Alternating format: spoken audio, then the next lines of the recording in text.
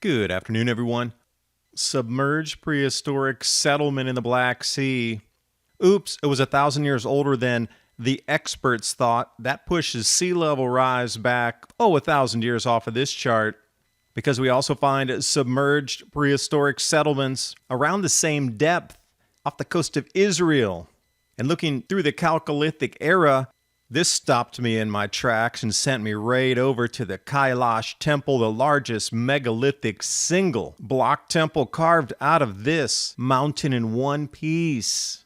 Problem is, the erosion patterns on this type of stone put it at 9,000 years ago, not 1,300. Look at the fine craftsmanship on these implements here from the Chalcolithic.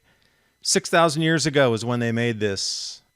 I think the timelines for our human civilization are off by thousands of years. I'll present my findings, then I would like to know what you think after seeing all the information. A new survey reports an overwhelming 85% of Americans believe that at least one tech company is spying on them through the apps on their smartphones. 2/3 of those asked claim they've seen an ad for a product they've talked about but never searched for online. I've had the same exact experience talking about having my roof refurbished. And this is exactly why I use Virtual Shield to prevent advertisers, corporations, and my internet service provider from keeping tabs on me. You can head over to virtualshield.com, and in the download tab, I'm going to choose Firefox and click Install Now to add the Virtual Shield add-on. It's just that easy. And get started with your free 30-day trial. Install it, click Connect. You'll see the shield turn from red to green. And you'll see how from my initial service provider, I was able to even change my IP. Virtual Shield Network protected. And for the month of November, you'll get 50% off during the Black Friday celebration. Invest in your privacy. The link's in the description box below. And now on with the video.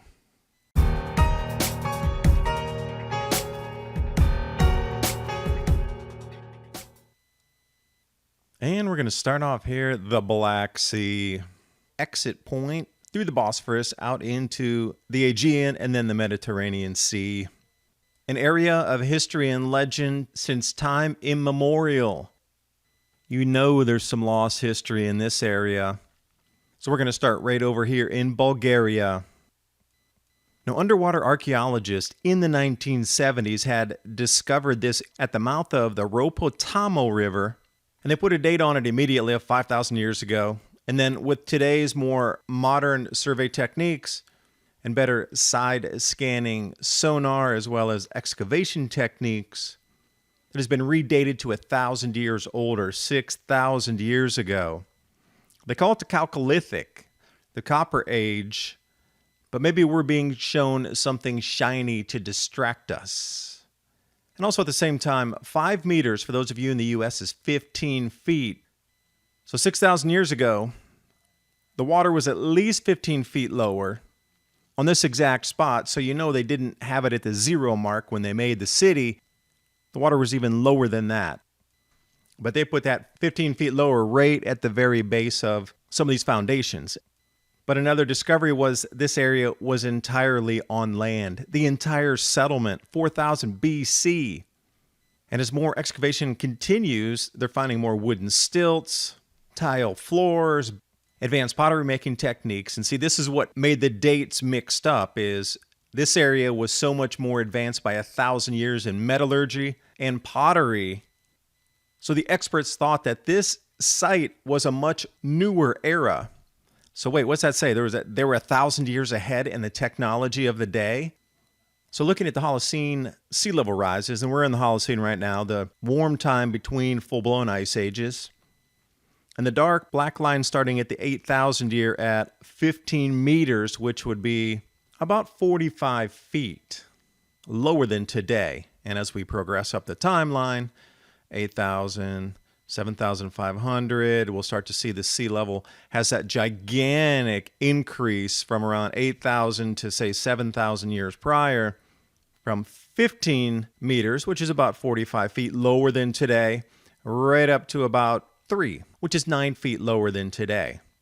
Problem is, this find where they show that this was completely above water is the red circle. It's off by 1,000 years. So the story goes that after the floods had come, and this does give a lot of credence to different flood myths and legends across the world that we know are so standard across every single civilization has a flood myth, that the survivors had reorganized right here, at least as one point that is known where the survivors had gone to. Seafaring people still resettling right here. And a modern map of Bulgaria will bring you to the same location. Ancient city of Nesbar. And if you just go a little bit to the south, and you'll see that giant indent into what looks like the coastline there, that's where this submerged city was. That is 15 feet underwater and 1,000 years older than previously thought. In addition, of most interest, that next city to the north called Varna, V-A-R-N-A, is where they found this hoard of gold treasures with crystal handles. The archaeological discovery is called the Chalcolithic Necropolis at Varna. And apparently it's the largest gold hoard ever found in a burial site during this era. A lot of surprises in this little tiny area of Bulgaria for our world history timeline.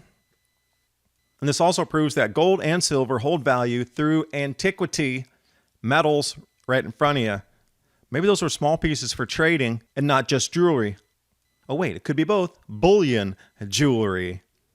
Now looking at the Black Sea on the map here, Bosphorus comes right through and allows access to the Aegean or vice versa. And from the Aegean, connecting directly into the Mediterranean, south of Greece. And also another piece of history of underwater archaeology, Atlet Yam. This is off the coast of Israel. And they put a date around 6,900 to 6,300 years before present. It's off the Camel Coast, and you see the island of Cyprus there in the top left for the larger map. So you know where we are. We're off the coast of Israel here, Camel Coast, and there's an enormous amount of these submerged prehistoric settlements, not just one. So to really put it in perspective here, the site that has the most excavation done on it is named Atlet Yam. And it's the fifth triangle if you start from Haifa going south. 40,000 square meters. And for those of you in the U.S., 1 meter is 3 feet. But that's only one of the sites. And apparently every other site that you're seeing here is approximately from 20,000 square meters to 40,000 square meters in addition to that. Those would have all connected in a trade route or just like we have today, roads going from one settlement to the next settlement. And the reason there's so much focus on it, it's the first and earliest known agro-pastoral marine subsistence system. I'll say that 3 times real fast. What they mean is raising seaweed, fish farming, and I'm going to go out on a limb and say algae farming as well. But where the river during certain seasons was flowing into what would have been a dry area at that time, they were capturing water and also irrigating crops. So we're looking at 25 to 40 feet of water as well. So up in the Black Sea, 15 feet at least under. And then we see all these submerged settlements here as well. So we know that there was a vast coastal empire and civilization across the planet. And as the sea levels rose, they were forced out. Now my question is, since we know sea levels were 400 feet lower, and we're only looking at settlements here that are 30, 40, 20, 15 feet lower, I want to know what the big stuff is further out, 400 feet underwater. Because they're finding wells as well, drilled. It's pretty advanced when you're putting wells together for your society. This is 6,000 years ago. They were supposedly still running around with spears. And this totally goes against the entire history timeline of how we evolved and developed. Because here's the second circle there. Off the timeline, at that depth, by what, 1,500 years? And some implements found in the same area here. And some museums around the world are showing it as the Copper Age in the Holy Land. They even show there's technological advancement long before the pyramids were built. But that seems extremely advanced for 6,000 years ago. And I'll let your eyes decipher for you the workmanship level on this. especially the near symmetry of each of these beads, and what are the protrusions coming off of some of these others, and candlesticks and whatever you might think those were used for. Some say pipes, could be anything, but right in the middle, do I see a fidget spinner there? Old school. What about the top? And it sure looks like a small pipe fitting or something there on the right as well. This is supposedly all created 6,000 years ago, and if it is, there is a serious missing chapter in our history, because you look at almost anything that they tell you about 6,000 years prior to today, that's not possible. Out of place historical artifacts are in front of you right here. And the more I looked, the more intricate they became. These are museum pieces that, again, are on display, but check out the triangle down there on the bottom. This is incredible workmanship and craftsmanship. I encourage you to look around the world's history and see how they portray our civilization 6,000 years ago. It's not this. This comes in the 1600s or the 1500s, not 6,000 years ago. And if you're using a search engine and you're doing searching for different items, put in Chalcolithic deities, Chalcolithic statues, Chalcolithic archaeological artifacts, Chalcolithic art, Chalcolithic pottery.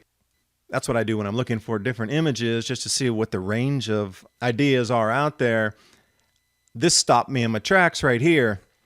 Okay, this is workmanship that could have been done 6,000 years ago, but what is this deity that this thing is here? And I said, where is that?